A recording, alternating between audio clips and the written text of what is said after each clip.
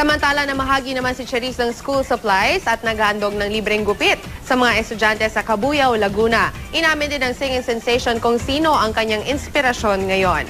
May ulat on the spot si Aubrey Carampel. Aubrey? Luwan, nagsagawa ng libreng gupit at naligay ng mga school supplies ng international singing sensation na si Cherise sa Gulod Elementary School sa Cabuyao, Laguna kung saan siya nag-aral.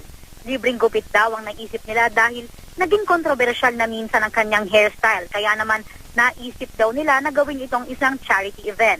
Isang araw matapos ng pag-amin ni Cherise on national TV na isa siyang lesbiana, masasabi na raw niyang malaya na siya.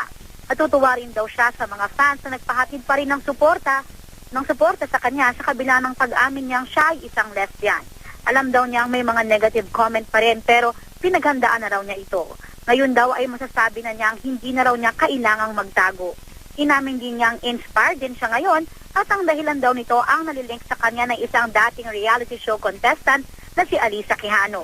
Sa ngayon daw ay hindi pa rin sila nakakapag-usap ng kanyang ina pero umaasa siya na magkakaayos din sila. Ngayon, moving on na raw siya at mas marami siyang trabaho nga harapin internationally at locally. May isang big project daw siyang gagawin pero di pa raw niya pwedeng sabihin. Nakatakda rin siyang maglabas ng kanyang third album. Luwan? Maraming salamat, Aubrey Carampel.